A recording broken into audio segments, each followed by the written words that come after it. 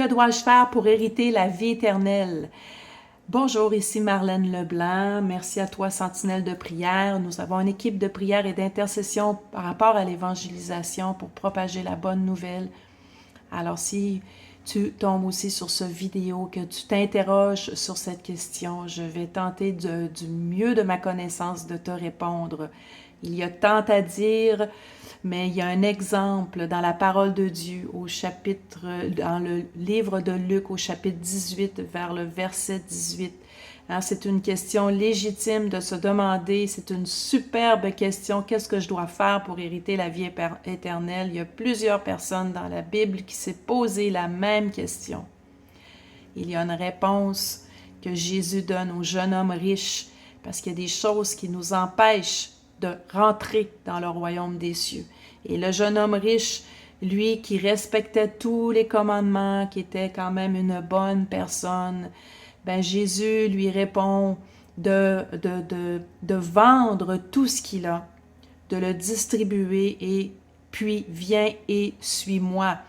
Alors, il est plus difficile à un riche d'entrer dans le royaume des cieux qu'à un chameau lui-même d'entrer dans une aiguille. Et pourquoi Jésus dit de tout vendre? Pourquoi Jésus donne cet exemple-là? En fait, c'est que on ne peut pas rien faire pour mériter la vie éternelle. Nous ne pouvons pas, par nos mérites, nous ne pouvons pas, par notre argent, acheter quoi que ce soit. C'est par l'œuvre de la croix. Et le chameau, qu'est-ce qu'il devait faire? Qu'est-ce que c'est ça, l'exemple d'une aiguille? C'est qu'une aiguille, selon les commentaires bibliques, c'est une porte étroite dans une muraille de ville où ce qu'on devait décharger le chameau. Et le chameau devait s'agenouiller pour traverser ce trou d'aiguille.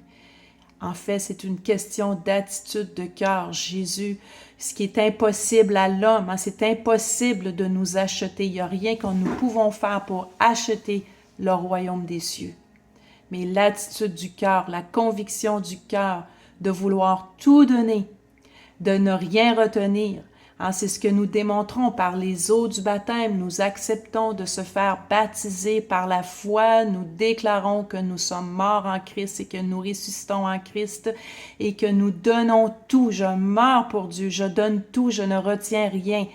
Et c'est ce que la parole de Dieu dit. Repentez-vous, c'est un acte d'humilité, c'est un acte de comme se mettre à genoux, un peu comme ce chameau qui est mis à genoux.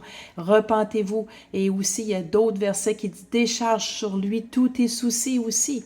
Parce qu'il est écrit dans Matthieu 13, malheureusement, il y a différentes terres. La terre numéro 3 que j'appelle, qui est la terre qui est remplie d'épines. Eh bien, elle est étouffée par les richesses de ce monde et par les soucis de la vie. C'est ce qui est arrivé au jeune homme riche. Son cœur n'était pas prêt à tout donner pour suivre Jésus-Christ. La religion ne nous demande pas grand-chose, mais suivre Dieu, l'acte de la croix nous demande tout. Jésus est mort pour nous racheter de nos péchés à la croix. Son sang a versé et a coulé pour nous.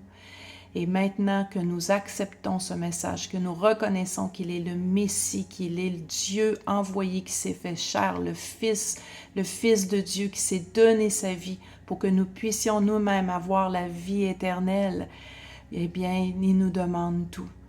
Alors prions que nous n'ayons aucune retenue. Je prie pour moi-même, je prie pour toi, je prie pour que l'Assemblée, le corps de Christ, n'ait aucune retenue pour faire les œuvres du royaume de Dieu, qu'il n'ait aucune retenue pour donner complètement sa vie.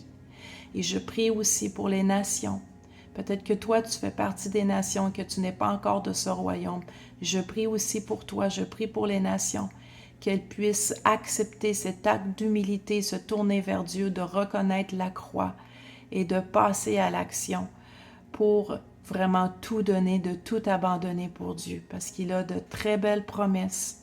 Et la vie éternelle est une de ses promesses, mais il y a même des promesses ici sur terre. Et j'en remercie le Seigneur. Alors que sois béni. Et si tu as des questions, n'hésite pas à nous écrire. Et merci à toi de prier et de te joindre à la prière. Sois béni.